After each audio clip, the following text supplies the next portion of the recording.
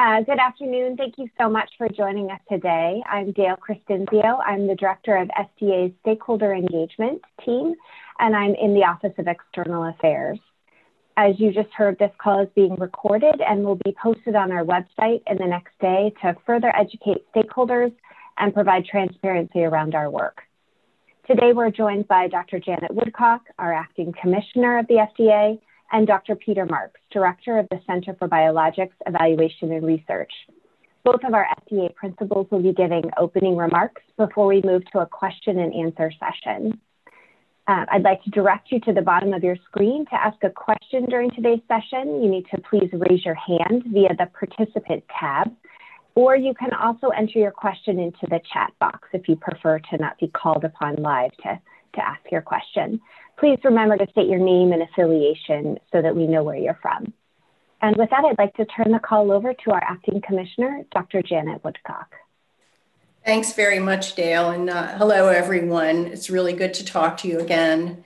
I think we are at kind of a difficult point in our vaccination efforts in this country. We have had a tremendous success thanks to many of you on the ground and everyone working together in bringing down the pandemic, decreasing the number of people hospitalized and the number of deaths tremendously.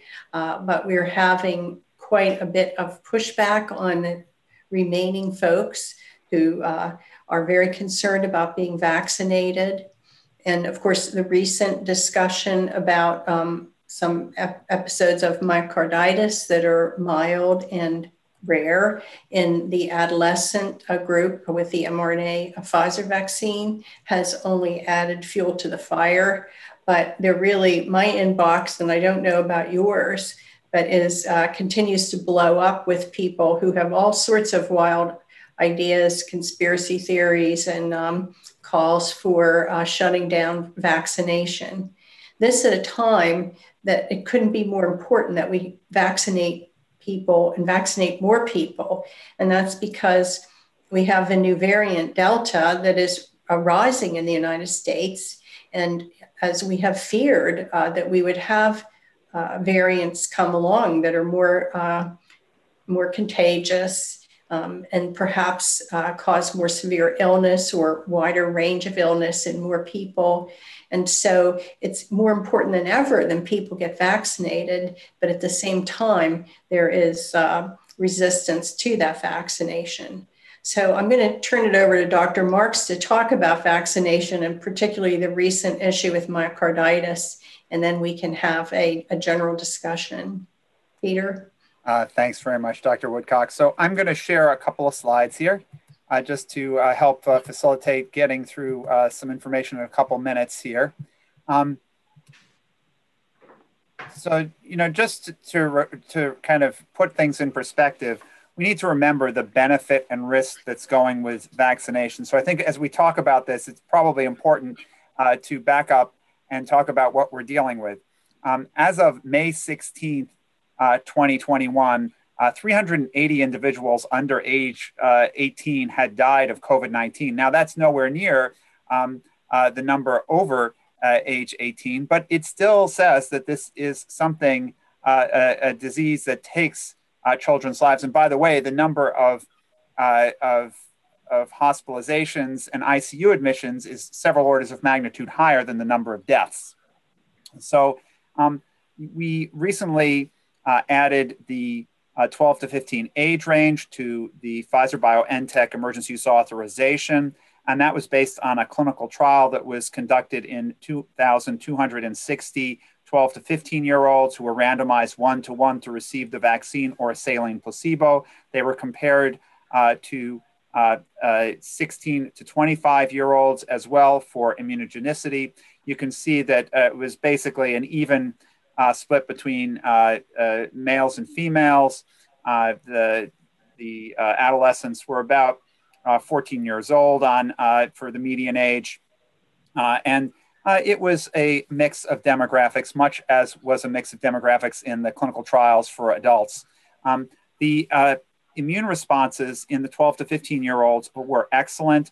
They were as good or better than in the 16 to 25 years old range. And that translated into excellent protection against COVID-19, with no cases of COVID-19 in 1,005 12 to 15-year-olds who were vaccinated versus 978 of the saline placebo recipients.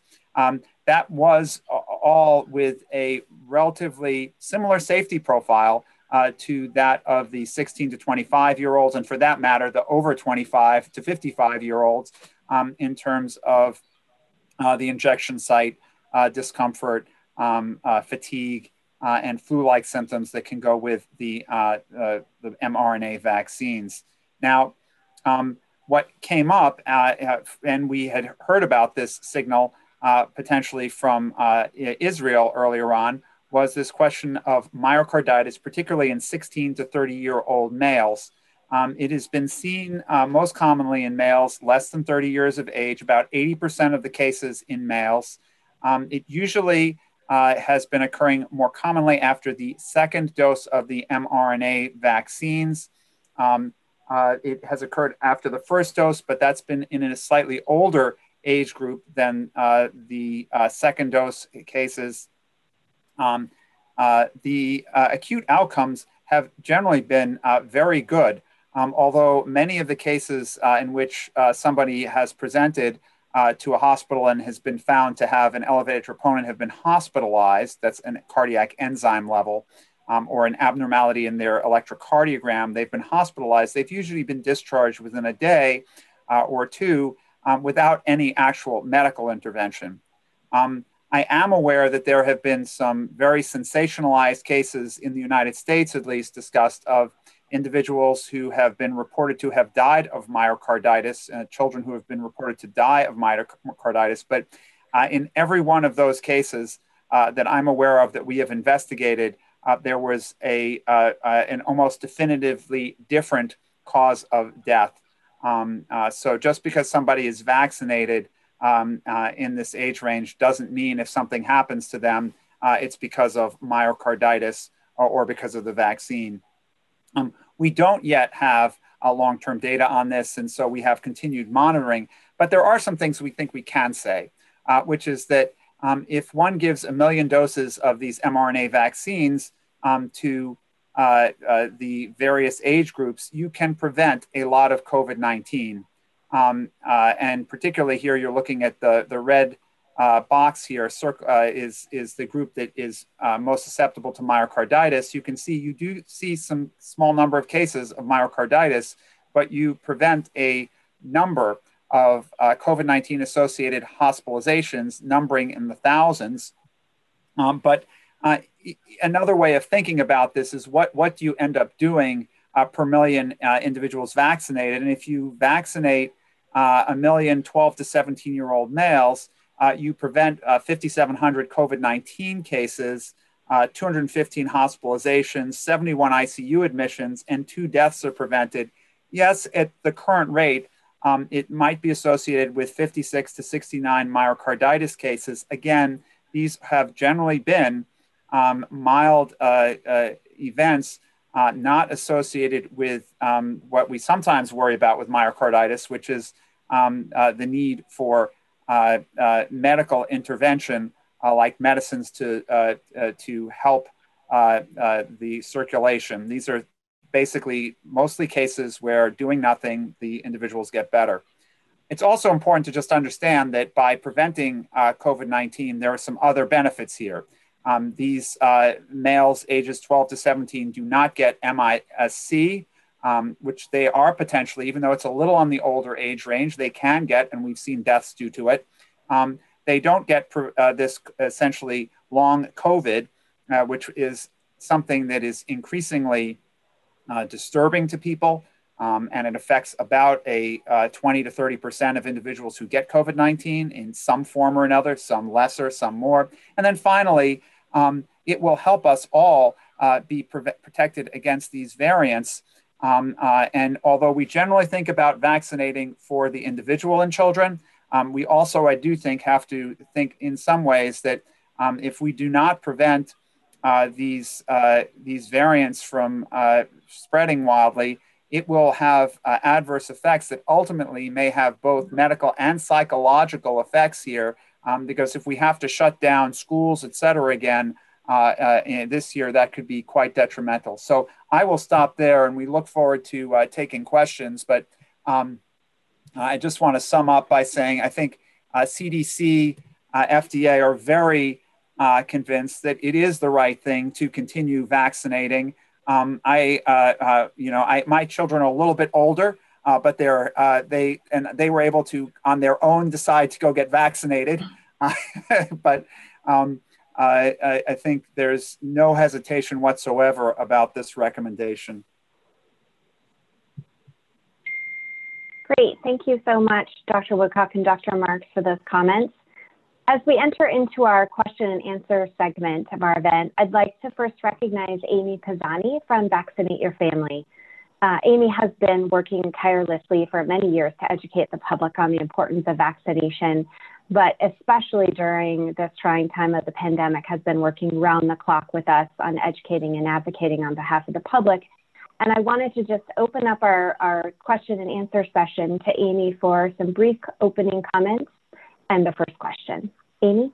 Thanks, Dale. I'm really grateful. I can't say enough about this new relationship that we have with the FDA.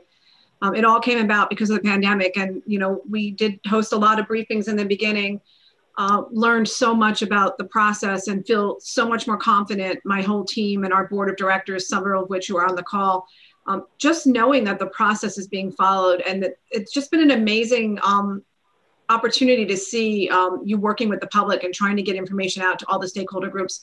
And boy, those stakeholder groups are growing, and I'm just so grateful. I just want to lay it out there to Dr. Woodcock and Dr. Marks, our gratitude on behalf of all of us in the advocacy world. I actually have two questions. So I first have a question for Dr. Marks, and then I have a more general question, if that's okay. So Dr. Marks, I love the slide that you just showed, like slide number 35. So for every 1 million people every 1 million people within that age group that are vaccinated, you avoid up to 56 to 69 cases of myocarditis. Can you remind us what the number, I know we're all saying it's more likely to get struck by lightning, but what was the number of cases per million doses of myocarditis? No. So that's the number of cases per million of myocarditis. You don't avoid myocarditis, but that's the number of cases that you might see of myocarditis if in return for vaccinating that many individuals. What I guess you might be asking is, do you see cardiac effects with COVID-19? And indeed you do. And I don't have the number for that per million that I can give you in that age range at this point. Okay. But that is, I see somebody just putting that in the chat room. Right. Just so you know, the cardiologists, the pediatric cardiologists that we've spoken with have basically said that the cardiac complications, not necessarily myocarditis or pericarditis, but overall cardiac complications and blood clots on top of that. So things in that realm clearly are much greater in number if you get COVID-19. So preventing COVID-19 is very helpful here. Okay. Yeah, this is Janet. So to answer the chat, whatever that was, 57 to 61, Peter, or 59 to 61, whatever, that's the rate in that age group only, projected rate of myocarditis after vaccination with this vaccine. And so you have to put those events against all the other events that would happen if those children were to get COVID-19, which includes heart events. And I just need to also, just out of full transparency, want to be sure here that you understand that number is very approximate. It probably, right. The actual rate is probably lower. Because we did not have time to carefully investigate everyone. CDC and FDA did not have time to carefully investigate every one of those cases. That's just what's come into the vaccine adverse event reporting system. And there are several confounding variables, including the fact that summertime is a time when there are various viruses that circulate besides COVID-19 that can be associated with myocarditis. And most of this, by the way, is myocarditis and not pericarditis. Although we keep saying myocarditis, pericarditis, it's much, much tilted towards myocarditis than pericarditis. So this is myocarditis, namely. That's another one of the questions that I saw fly by here. It could be a lower number. And there's some precedent for that because, for instance, when we originally saw the signal for severe allergic reactions, we thought it could be as high as 1 in 60,000. And it turns out it's more like 1 in 350,000 after we sorted out all of the noise. So Peter, I know there are a lot of questions in the chat that Dale's going to get to now. I just have one other question then, if you don't mind. In the advocacy world, most of our work, the messages are coming in on social media, the disinformation is flying, and we're all doing our best. Personalization of the message is always key. And I did hear you say earlier, Dr. Marks, about your family. So what would you say if you had a brother who had a child who needed to get the vaccine and they were worried about myocarditis? What are the exact words that you would use to encourage someone to get their child vaccinated? Do you want me to give that a try, Dr. Woodcock? Sure. Well, I would say, I'll do it. I would say if it were my kid, I'd be the first in line with them. That's what I would say, because that's what I believe. For my child, I'd be the first in line. My family has had every different sort of vaccine, and this is a kind of, the J&J, the Pfizer, the Moderna, and so forth. I have given this advice to my extended family: get in line as soon as they're eligible for a vaccine, get vaccinated. I've looked at the myocarditis cases. I'm not very concerned about most of them. They're unlike a lot of some of the post-viral or viral myocarditis we see, where there's heart failure and there's, this is a sort of symptomatic mild inflammation that is very transient, goes away very quickly in most kids. So not only is it rare, it also, when it occurs, it doesn't last very long. I personally wouldn't be that concerned about it. And I'm much more concerned about a kid getting the virus. Peter? I would be right behind you in line. I wouldn't cut you in line, Dr. Woodcock. I'd stand nicely in line behind you, but I would, I just feel exactly the same way. And this is not something that's going to go away this season, probably. So getting your child vaccinated now is something that is going to be good to do.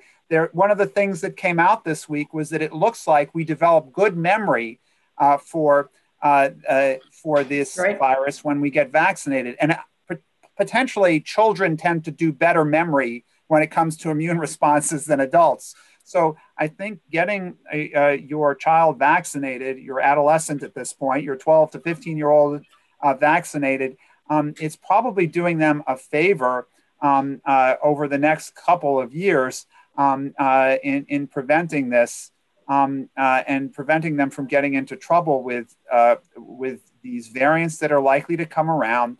And unfortunately, there is just a fact of life that as everyone else in the country starts to get vaccinated, this virus will tend to have more. It's going to concentrate because it's the way it spreads. It will spread among younger individuals, and so we will start to see more cases in young individuals. And that's actually, for anyone who might be on the call from Missouri, that's what's been going on in the state of Missouri right now. They've now seen this trend into younger individuals. So I think it's. No one, I would say nobody, likes to have to talk about side effects. These are very uncommon side effects. We talk about them because we're trying to be transparent, but the chance that they're going to occur is very, very low. And so I think that the chance that the combination of a side effect that occurs very uncommonly with what Dr. Woodcock said, the fact that when it does occur, these are not cases of children who are going into heart failure. These are children who may have or adolescents who may have a twinge of chest discomfort. They may go to the hospital. They draw a blood test. They say, oh, well, there's a cardiac enzyme that's a little high. We're going to keep them for observation for a day. They send them home and they tell them to not not run a marathon for the next 3 months. That's what they're currently doing. So that is, I think, and that's a small chance. So I think no hesitation. Great. Thank you so much, Amy, for being with us. And I assume that we'll hear a little bit more from you during the call. I want to turn to the chat box. We have a lot of people who have entered in good questions. And just to remind you all, if you want to ask your question live, you're welcome to. Just raise your hand in the participant box. The first question we have is from Priya from the American Pharmacists Association. She asks what the speakers see as pharmacists' role in educating and promoting vaccine confidence in light of the myocarditis, pericarditis concerns, and what are the gaps that you have identified which pharmacists are needed to fill?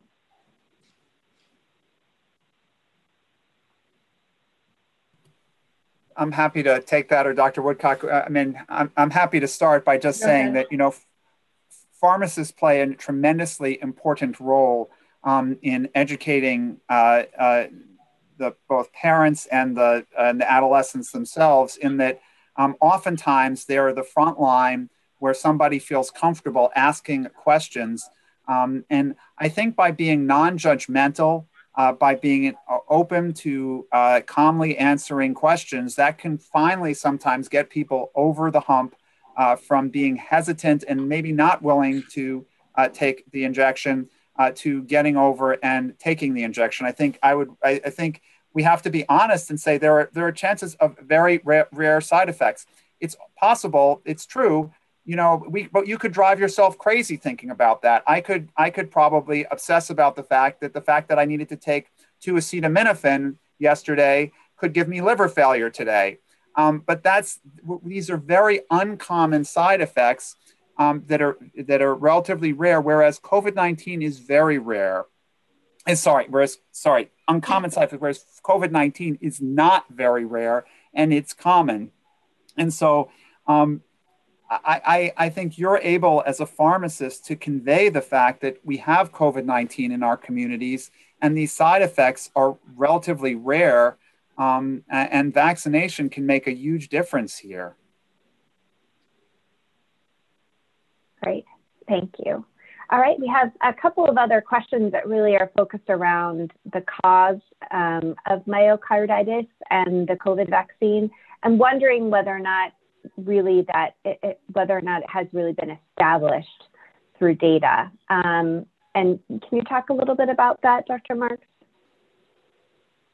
Dr. Woodcock probably can add on because she's a rheumatologist and probably knows more about this than I do. But there are certain other vaccines that have been associated with myocarditis and pericarditis, and usually it represents a somewhat exuberant immune response. So part of the immune response that occurs either because of antibodies or because of some of the chemicals that the body releases when it forms an immune response, it causes a little bit of inflammation in the heart. In this case, it appears to be relatively brief, again, goes away on its own. And although we can't say with certainty yet, the cardiologists that I've spoken with, the pediatric cardiologists, feel that the chance that this is going to be associated with any kind of lasting effect is extremely small. So I think, again, it's probably a slight inflammatory reaction. But Dr. Woodcock, maybe I can turn it over to you because you have more expertise there. Yeah, well, the sex difference is really interesting, and I don't think we understand that very well. But certainly, this age group has a more exuberant immune response, as you saw from the titers of antibody that they generate, and it's quite possible that they're getting a broad spectrum of antibodies, some of which are a little bit attack the heart a little bit too, or recognize the heart and cause this inflammation. We typically see after virus infections, and as Peter said, some other vaccines, we see a range of immunologic issues, often which are brief and transient and they appear to be related to this kind of immune response that the person makes that inadvertently also includes part of the person, not just the pathogen. But this, because it's very brief and unsustained, is not a huge concern, I would say. But nobody, to your specific question, nobody has nailed down the pathogenesis of this. That's just probably a leading hypothesis. Great. Okay, we have another question in here, actually two that are related, from Dana Bright and Danielle Arena, just about the reported incidence and the baseline rate of myocarditis prior to vaccination. Is there any data that you have on that? Yes, so there are there are data on the incidence of myocarditis in this age range, and I can pull that out. But this is a known phenomena in the 12 to 17-year-old age range, right. And the rate that it was seen in the 12 to 17-year-olds who were vaccinated seemed to be about 5-fold higher than the baseline rate that we would expect. And that's why this is not a slam dunk. It's not like this is, unlike the thrombosis, remember that we with the J&J vaccine, there was the thrombosis thrombocytopenia syndrome. There, in the absence of getting vaccinated, the chance of having that was vanishingly small, right. 0. Basically. So there, anything you saw, you knew was real. Here, it's very challenging when something's only 3 to 5 times more common in a vaccinated population. You don't know whether it's just cases that have cases that would have been there that aren't really associated with the vaccine that have come up, or how much actually the vaccine has increased that risk. I'm not denying, by the way, I'm just so that there's no one, I'm not trying to deny that there's some signal here. I'm just trying to say is the magnitude of this over what we might be seeing, as baseline summertime viral myocarditis is hard to know exactly. So, but just to give you an idea of the order of magnitude, we're seeing about 5-fold more than you might expect if this were in the normal summertime. Okay. The next set of questions really talk about whether or not we've considered or are looking at potentially one shot versus a shot strategy for this age group, or even just the boys that are in this age group, and whether or not that's been considered. So that's been thought about, but you really have to step back this is something that I think we all have to think about carefully. We don't want to give something that could be associated with an adverse effect and then not give the benefit that goes along with it. We know that it takes 2 of these vaccinations to get to the high antibody titers that one needs to be protected against the variants. Now you could say, well, the kids make a little better immune response, but it's not good enough to protect against some of these variants. So we do believe that you need the 2 shots. Now, I see a variety of other questions here. I'll try to answer 1 or 2 at the same time. If somebody has had COVID-19 already, one does have kind of pre-existing immunity, and it's important to speak to your doctor. That's not something I can really answer here, because a doctor may advise about whether this question of 1 or 2 vaccines, the standard is to say you should get both vaccines, but some physicians are referring to clinical trials that may be looking at a single vaccine for people who have already had COVID-19. And generally, the immunity after natural infection tends to wane after about 90 days. And we do know that the immunity after vaccination is better than the immunity after natural infection. That's something that seems counterintuitive, but it may have to do with the way that the vaccines focus the immune response. Yeah, and I'd also Great, like to point out, if we could remember the experience in Europe, I think they're having a lot of regret now about their delayed immunization, giving everybody one shot, the countries that did that, because they've been hit very hard with the variant now, and they have a lot of incompletely immunized people, although those people are older.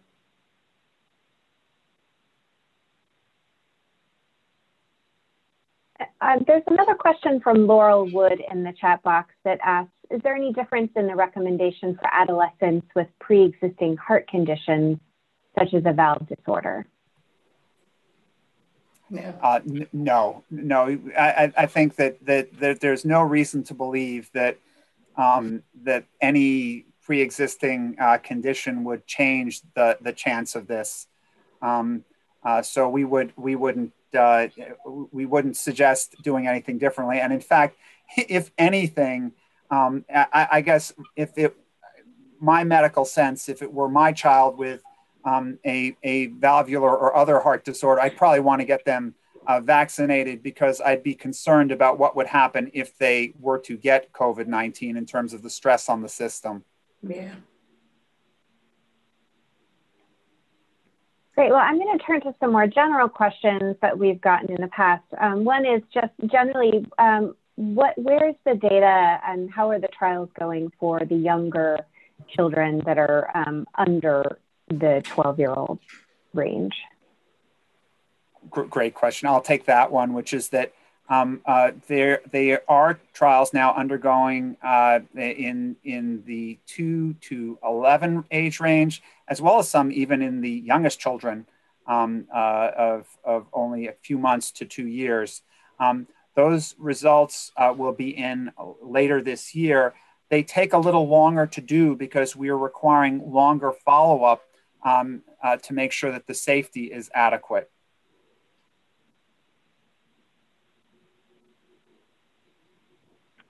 Great. I also see in the chat box a comment from James Bonberger from the American Academy of Pediatrics, and I just want to draw everyone's attention to it, has posted a statement that they made jointly with HHS and CDC last week, and I thought I would just call on James to see if he has anything he wants to add to the group today. Hi, good afternoon, everyone. I'm James Bonberger, Senior Director for the American Academy of Pediatrics, and just thank you to Dr. Marks and Dr. Woodcock for gathering the stakeholders here today. We really are appreciative of all the work that FDA is doing to ensure that vaccines are safe and effective for children. AAP's experts are continuing to work with CDC and FDA to monitor the situation. But given all the data that AAP's experts have seen, we still continue to strongly recommend vaccination of individuals 12 and older for COVID-19. And not only do we need to continue to, in our view, be supportive of this vaccine, we have lots of work to do to combat vaccine hesitancy. And as Dr. Woodcock and others alluded to, a lot of the misinformation that is circulating about the safety and efficacy of not only COVID vaccines, but other routine childhood vaccinations. So we look forward to partnering with FDA and others to continue this really important work. So thanks for calling on me, Dale. Appreciate it. Thanks, James, for joining us today. I want to just highlight one of the questions that's related to this conversation in the chat box, which is really about co-administering COVID vaccines with flu vaccines for adolescents or other childhood vaccinations. And I wonder, Dr. Marks and Dr. Woodcock, if you, or even James, if you have anything to say about the question of whether or not it's safe to co-administer. So this is Peter Marks. I'm going to have to drop off in a moment, but I can say that the CDC on their website has provided guidance to pediatricians in this regard, and they have feel that it is pediatricians can make a determination to administer either the influenza vaccine or any other childhood vaccine around the same time, if appropriate, given that many children are currently, or adolescents are currently behind in their vaccination schedules. Mm-hmm. So that can be something that is left up to the provider. We don't have any specific concerns against that. We have suggested that perhaps for live virus vaccines, one tries to spread them out a little bit, but again, we leave that up to the provider. And I'm sure that James might have a more definitive statement there. AAP does have a published policy statement supporting co-administration of the COVID-19 vaccine with other routine childhood vaccines. I'll put the link in the chat box as well. Yeah, and there are studies going on with the flu vaccine. So hopefully we should have more safety and effectiveness information, or at least immunogenicity information when those studies are concluded. So that should be helpful. Thank you for that, James. And I know Dr. Mark has to drop off, so if he's able to come back, we'll recognize you, Dr. Mark, if you're able to come back. I want to call next on Adrian Castellati, who has a question here in the chat box. 2 questions about pediatric trials. Adrian, do you want to ask your question live? Oh, I will try. Hi, Adrian Castellati from NACHO. When we were talking about the current pediatric trials, 2 of the questions that we've heard a lot around, well, one question we've heard a lot around is, are the pediatric trials looking for symptomatic COVID only, or are they also looking for asymptomatic infection? And then another question that kind of came out of this conversation was, does the information around the myocarditis in the older adolescents impact what we are, or what you all are hoping to see from the clinical trials in the younger childhood population? This is Janet Woodcock. I can't answer the first question. I don't know how much viral testing is going on in the pediatric studies. I just don't know the answer to that, so sorry. We can probably get back to you on that. As far as myocarditis and the ongoing clinical trials in younger children, obviously that would be one of the things that would be watched for, along with all the other typical adverse events. But generally speaking, the event rate is too small. It would be only by chance alone that we would pick that up in a clinical study. Thank you very much. Thanks, Adrian. There's a few questions about just sort of the differences between the data in myocarditis and pericarditis. And I don't know, Dr. Woodcock, if you have access to that data. Is there anything you can say? What's the specific question? I lost it. Hold on, give me 1 second.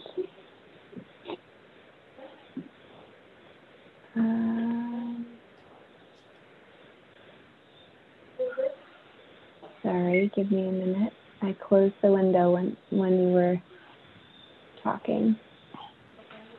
Well, while you're just looking about the existence, go ahead. Oh, okay. Well, the data that I have seen is primarily people present with symptoms of myocarditis. They present with chest pain, which of course could be either, generally not severe, like an inflammatory pericarditis would be severe. I've seen that a lot as a rheumatologist, of course. And they're found on EKG to have various EKG abnormalities, all right? And then, as Peter said, they're found to have some troponin elevations.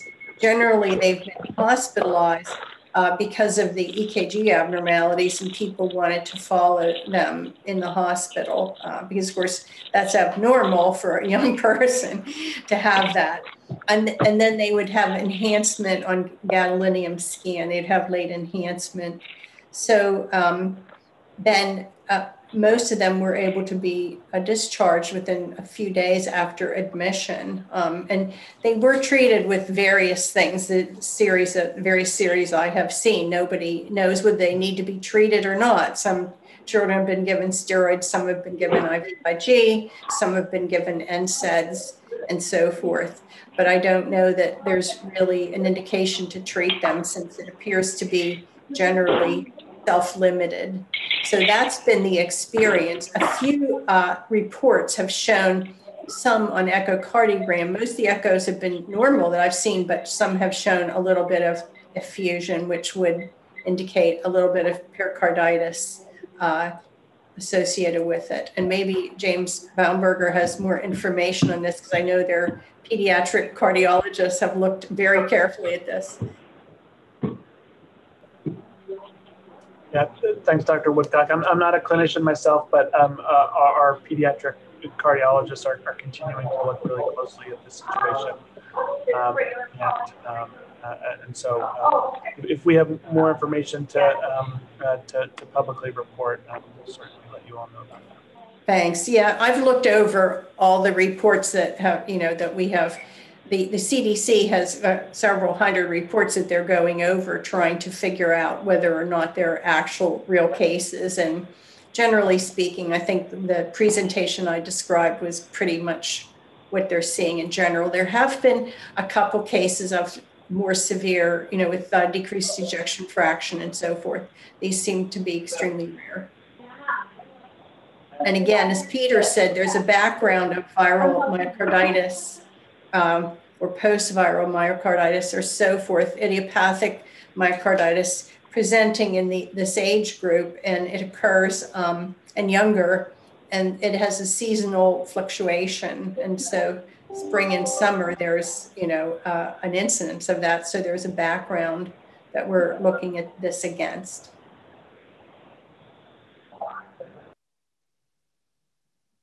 Great. Dr. Woodcock, I'm just wondering if you could talk a little bit about the Delta variant.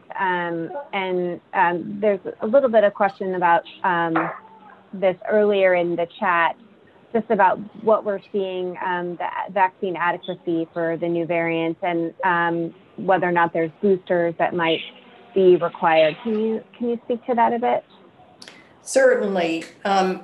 While we have seen, first of all, there's experience with the Delta variant in India and in the UK and other countries that we're able to draw on.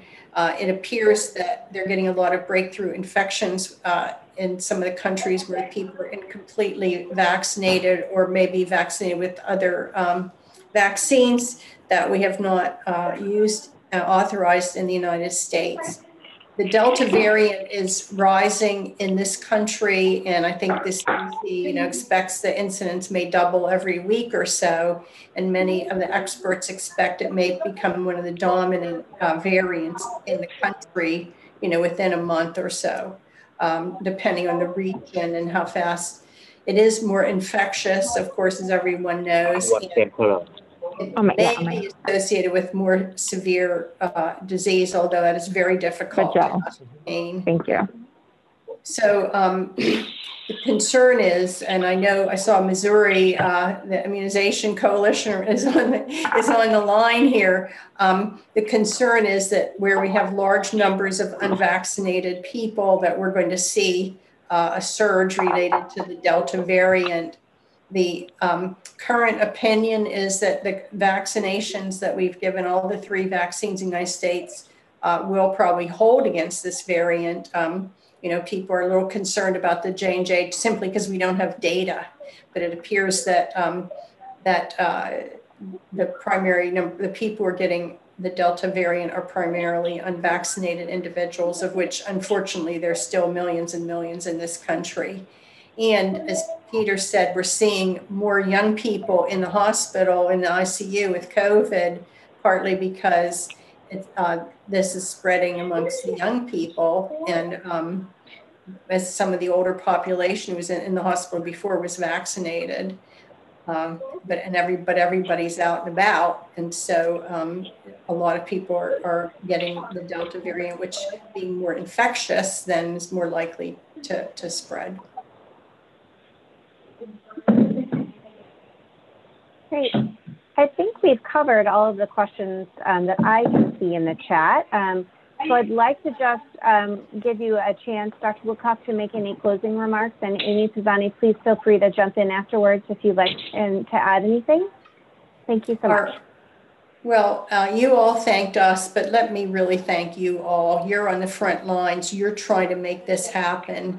This is really the hardest part. I think many people in this country feel very comfortable now. The rates are down. We're not seeing all these pictures in the paper of hospitals being overwhelmed, and yet people are still dying every day. And we run the risk of a surge of infections in the unvaccinated, less vaccinated areas.